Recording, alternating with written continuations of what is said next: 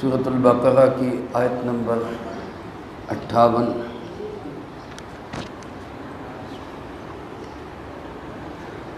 الحمدللہ وکفی وسلام علی عبادہ الذین اصطفی، خصوصاً علی سید الرسل وخاتم الانبیاء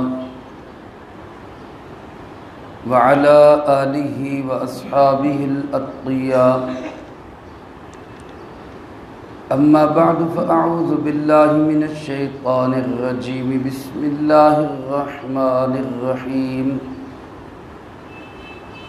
وَإِذْ قُلْنَا ادْخُلُوا هَٰذِهِ الْقَرْيَةَ فَكُلُوا مِنْهَا حَيْثُ شِئْتُمْ رَغَدًا وَادْخُلُوا الْبَابَ سُجَّدًا وَقُولُوا حِطَّةٌ نَغْفِرْ لَكُمْ خَطَايَاكُمْ وَسَنَزِيدُ الْمُحْسِنِينَ۔ فَبَدَّلَ الَّذِينَ ظَلَمُوا قَوْلًا غَيْرَ الَّذِي قِيلَ لَهُمْ فَأَنزَلْنَا عَلَى الَّذِينَ ظَلَمُوا رِجْزًا مِّنَ السَّمَاءِ بِمَا كَانُوا يَفْسُقُونَ۔ وَإِذْ قُلْنَا ادْخُلُوا هَٰذِهِ الْقَرْيَةَ، اور وہ وقت بھی یاد کرو جب ہم نے کہا داخل ہو جاؤ اس بستی میں، فَكُلُوا مِنْهَا حَيْثُ شِئْتُمْ رَغَدًا، سو کھاؤ یہاں سے جو تم چاہو خوشگواری کے ساتھ۔ وَادْخُلُوا الْبَابَ سُجَّدًا، اور اس شہر کے دروازوں سے داخل ہو وہ عاجزی کرتے ہوئے، جھکتے ہوئے۔ وَقُولُوا حِطَّةٌ، اور زبان سے یہ کہتے ہوئے درگزر فرما، نغفر لکم خطایاکم، ہم بخش دیں گے تمہاری خطاؤں کو۔ وَسَنَزِيدُ الْمُحْسِنِينَ، اور احسان کرنے والوں کو ہم زیادہ بدلہ عطا کریں گے۔ فَبَدَّلَ الَّذِينَ ظَلَمُوا قَوْلًا، پس تبدیل کر دیا ظالموں نے اس بات کو، غیر الذی قیل لہم، علاوہ اس کے جو ان کے لیے کہی گئی۔ فَأَنزَلْنَا عَلَى الَّذِينَ ظَلَمُوا رِجْزًا، تو ہم نے اتارا ظالموں پر عذاب کو، من السماء، آسمان کی جانب سے، بما كانوا يفسقون، اس وجہ سے کہ وہ گناہ کرتے رہے۔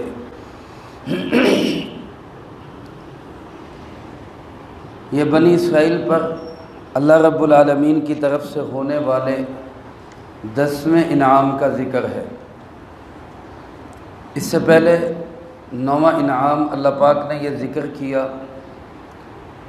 کہ جب انہوں نے جہاد سے منہ موڑا اور اللہ کے نبی حضرت سیدنا موسیٰ علی نبینا وعلیہ الصلاۃ والسلام کو صاف اور کورا جواب دے دیا کہ تو اور تیرا رب جا کے لڑ، ہم تو یہاں بیٹھے، ہم نہیں لڑنے والے۔ تو اللہ پاک نے ان کو 40 سال تک ایک میدان میں قید کر دیا، کھلے میدان میں۔ کھلا میدان اللہ نے ان کے لیے جیل خانہ بنا دیا، اور اس جیل خانے کے اندر ان کے کھانے پینے، لباس، ان کے سائے اور روشنی کا بھی سارا بندوبست اللہ رب العالمین نے غیب سے کیا، غیب سے ان کا انتظام ہوا۔ اس کے باوجود اس قوم کی حالت یہ تھی، شرارتی اور انتہائی قسم کی سازشی قوم، بجائے اس کے کہ اس اعلیٰ کھانے پہ صبر کرتے۔ بٹیرے کھانے کے لیے مل رہے ہیں، ترنجبین جیسا حلوہ ان کو میٹھے میں مل رہا ہے، کپڑوں کا مسئلہ کوئی نہیں، روشنی کا مسئلہ کوئی نہیں، جیل خانے میں بھی اتنی عیش والی زندگی، بجائے اس پہ صبر کرنے کے اگلے رکوع کی آیات میں آ گئے کہ اللہ پاک سے کہنے لگے، اللہ میاں سے تھک گئے، ایک کوئی کھانا کھا کر بس ہو گئی ساڑھی، اب ہمیں دال چاہیے، ساگ چاہیے، ترکاری چاہیے، سبزی چاہیے، پیاز چاہیے، یہ ہمیں دے، کوئی مختلف قسم کی چیزیں ہوں، یہ ایک ہی کھا کھا کے ہماری تو بس ہو گئی۔ اس کے جواب میں اللہ پاک نے ان کو فرمایا کہ اچھا اگر تمہیں یہ ساری چیزیں چاہیے تو پھر میرا وہی حکم ہے کہ جہاد کرو، ملک شام میں داخل ہو جاؤ، وہاں تمہیں یہ ساری چیزیں ملے گی۔ چنانچہ اس وقت تک 40 سال کا عرصہ بیت چکا تھا۔ کل بھی میں عرض کر چکا ہوں، حضرت موسیٰ علیہ السلام بھی دار فانی سے کوچ کر گئے، حضرت ہارون علیہ السلام بھی اللہ کے پاس چلے گئے۔ اب اللہ کے نبی تھے یوشع علیہ السلام۔ یوشع علیہ السلام نے پھر ان کی قیادت کی، ان کی بھی نسل بدل گئی تھی، کچھ بہتری آ گئی تھی۔ اس کی قیادت میں پھر انہوں نے شام پہ حملہ کیا۔ اللہ رب العالمین نے ان کی مدد و نصرت کی اور قوم عمالقہ سے انہوں نے اس ملک شام کو آزاد کروا لیا۔ اب جب یہ فاتحانہ شہر میں داخل ہو رہے تھے تو اللہ پاک نے ان کو چند ایک ہدایات دی۔ ایک ہدایت تو یہ دی کہ شہر سے جب داخل ہونا ہے، شہر کے دروازوں میں جب جانا ہے تو اکڑ کے نہیں جانا، عاجزی سے جانا ہے۔ فاتحانہ لوگ داخل ہوتے ہیں جب کوئی فتح کرنے، کوئی کسی علاقے پہ قابو پا لیں تو لوگ، ظالم لوگ بالخصوص وہ تکبر سے داخل ہوتے ہیں۔ ہمارے پیارے آقا جناب محمد کریم خاتم النبیین صلی اللہ علیہ وسلم نے جب مکہ فتح کیا، 13 سال مکہ مکرمہ میں آپ پہ ظلم و ستم کی کون سی داستان تھی جو آپ پہ اور آپ کے ساتھیوں پہ رقم نہیں ہوئی؟ کس طرح مکے والوں نے آپ کو ستایا، آپ کے ساتھیوں کو ستایا، آپ کی بیٹیوں کو ستایا گیا، آپ کے خاندان کو ستایا گیا، حتیٰ کہ آپ کو مکہ جیسا شہر چھوڑ دینے پر مجبور کر دیا گیا۔ اب آپ مدینہ منورہ میں آئے، 8 سال کے بعد ہی اللہ کی شان ہے مکہ فتح کرنے جا رہے ہیں، مکہ فتح ہو گئے۔ لیکن اب جب آپ مکہ میں داخل ہو رہے ہیں تو کس طرح داخل ہو رہے ہیں؟ آپ کی شان کیا ہے؟ ظالموں کی طرح، متکبروں کی طرح آج ہم چھکے چھڑا دیں گے، آج ہم بدلے لیں گے، آج ہم ایسا کریں گے؟ بلکہ ایک صحابی نے رضی اللہ تعالیٰ عنہ جب انہوں نے جوش میں آ کر یہ نعرہ لگا دیا کہ الیوم یوم الملحمہ، آج تو انتقام کا دن ہے، آج تو بدلے چکانے کا دن ہے، تو سرکار دو عالم صلی اللہ علیہ وسلم نے اس کی تربیت فرمائی اور فرمایا نا میرے صحابی، الیوم یوم الملحمہ نہیں، الیوم یوم المرحمہ، آج تو رحم کرنے کا دن، آج تو معاف کرنے کا دن۔ اور آپ داخل کیسے ہوئے شہر میں؟ اونٹنی پہ سوار ہو کر، گھوڑے پہ نہیں۔ گھوڑے کی سواری تکبر کی علامت سمجھی جاتی ہے، آپ اونٹنی پہ سوار تھے، اور اونٹنی پہ سوار ہو کر بھی آپ نے اپنی گردن مبارک اتنی جھکائی ہوئی تھی کہ علماء نے لکھا ہے کہ وہ اونٹنی کی گردن کے ساتھ ٹچ ہو رہی تھی۔ یہ نہیں کہ ہم آ گئے، فاتح بن کے آ گئے اور ہم نے جناب دیکھو میدان مار دیا اور ہم ایسے اور ہم ویسے، نہیں، اپنی گردن کو جھکا کر۔ اور زبان مبارک پہ الفاظ کیا تھے؟ الحمدللہ وحدہ، تمام تعریفیں اس ایک اکیلے اللہ کے لیے۔ حزم الاحزاب وحدہ، اسی اللہ نے سارے لشکروں کو شکست دی ہے۔ ونصر عبدہ، اور اسی اللہ نے اپنے بندے کی مدد کی ہے۔ یعنی ہمارا کوئی کمال نہیں، یہ فتح اگر ہمیں دی ہے تو کس نے دی ہے؟ اللہ رب العالمین۔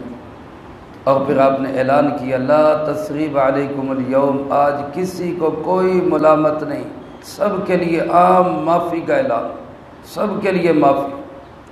اور آپ خود بیت اللہ کے اندر گئے، مسجد حرام میں گئے، باوضو تھے، آپ نے وہاں جا کر 8 رکعت نفل پڑھ کے اللہ کا شکر ادا کیا۔ بعض علماء نے لکھا یہ چاشت کے نفل تھے، بعض علماء فرماتے ہیں کہ یہ فتح کے شکرانے کے نفل تھے۔ اسی طرح آپ کے شاگردوں میں، آپ کے صحابہ میں، آپ کے ساتھیوں میں آپ کی جھلک نظر آتی۔ حضرت سعد ابن ابی وقاص رضی اللہ تعالیٰ عنہ جب انہوں نے حضرت سیدنا عمر فاروق رضی اللہ تعالیٰ عنہ کے دور خلافت میں ایران کی اینٹ سے اینٹ بجائی اور کسریٰ اور اس کی ذریت کو شکست فاش سے دوچار کیا، تو ایوان کسریٰ میں، کسریٰ کے محل میں داخل ہوتے ہی حضرت سعد ابن ابی وقاص رضی اللہ تعالیٰ عنہ نے 8 رکعت نفل شکرانے کی ادا کی ہے۔ اس قوم کو بھی اللہ پاک نے یہ ہدایت دی کہ تم نے جب شہر میں داخل ہونا ہے تو جھک کے عاجزی سے سجدے کی شکل کے اندر، اور دوسرا کیا ہدایت دی کہ تمہاری زبان پہ لفظ ہو حطۃ، یہ الفاظ ہوں تمہاری زبان پہ حطۃ، یہ کہتے ہوئے تم نے داخل ہونا ہے۔ حطۃ کا معنی کیا ہے؟ اللہ نظر انداز کر دے، درگزر کر دے، پہلے ہم سے جو کوتاہی ہوئی، جہاد میں تاخیر ہو گئی، اس کو معاف کر دے، یا وادیتی میں جو ہم مطالبے کرتے رہے کہ یہ ہونا چاہیے، یہ ہونا چاہیے، اللہ ہماری ساری غلطیوں کو درگزر کر دے۔ اس طرح تم نے شہر میں داخل ہونا ہے۔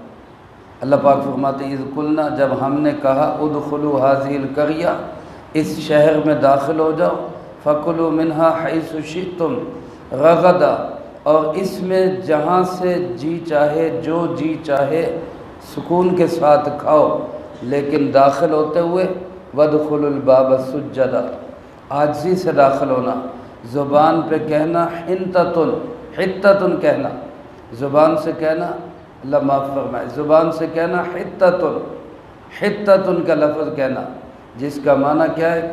درگزر کر دے، معاف کر دے۔ اللہ پاک فرماتے جب اس طرح تم داخل ہوو گے تو نتیجہ کیا ہوگا؟ نغفر لکم خطایاکم، ہم تمہاری پچھلی ساری خطائیں معاف کر دیں۔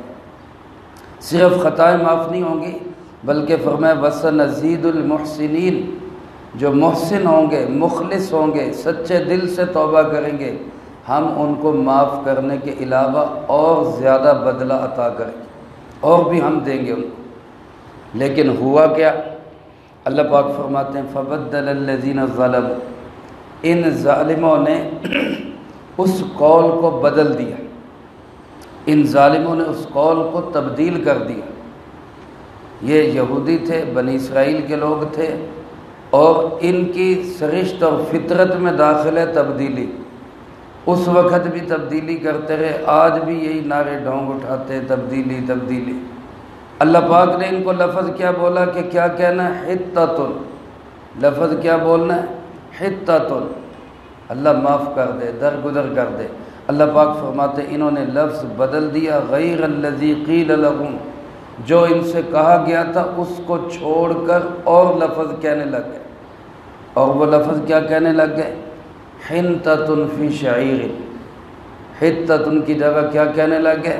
حنطۃ فی شعیر، جس کا لفظی ترجمہ یہ بنتا ہے گندم جو میں، گندم جو میں، اور مطلب کوئی نہیں بنتا، ایک محمل اور فضول لفظ، صرف مذاق اڑانے کے لیے، استہزاء کے لیے، کہ جی جو لفظ آپ نے کہا ہے وہ نہیں ہم کہتے، یہ لفظ ہم کہیں گے۔ تو جب انہوں نے اللہ رب العالمین کی بات کا، اللہ کے رسول کی بات کا اس طرح مذاق اڑایا، اللہ پاک فرماتے ہیں فَأَنزَلْنَا عَلَى الَّذِينَ ظَلَمُوا رِجْزًا مِّنَ السَّمَاءِ، ہم نے پھر ان میں سے ظالموں پر آسمان سے عذاب نازل کی، آسمان سے ان پہ عذاب اترا۔ جو ظالم تھے، جنہوں نے بات کو بدلا تھا، ان پر اللہ کا عذاب آیا۔ مفسرین کرام رحمہم اللہ لکھتے کہ یہ عذاب آیا تھا طاعون کی شکل، طاعون کی بیماری ان کے اندر پھیل گئی، اور جتنے ظالم یہ الفاظ بدلنے والے تھے اللہ نے سب کو تہس نہس کر دیا۔ بعض تفسیری روایات میں کہ 70,000 لوگ اس طاعون سے مارے گئے تھے، اور یہ عذاب ان پر کیوں آیا؟ بما کانوا یفسقون، ان کے اپنے فسق اور فجور کی وجہ سے۔